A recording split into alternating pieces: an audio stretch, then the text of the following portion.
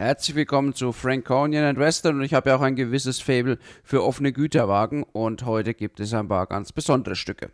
Die Wagen sind von Albert Modell aus Ungarn und super gut detailliert. Alle Anbauteile sind bereits montiert, Bremshebel und andere Details extra angespritzt und sogar die Kanten der Rangiertritte sind farblich hervorgehoben.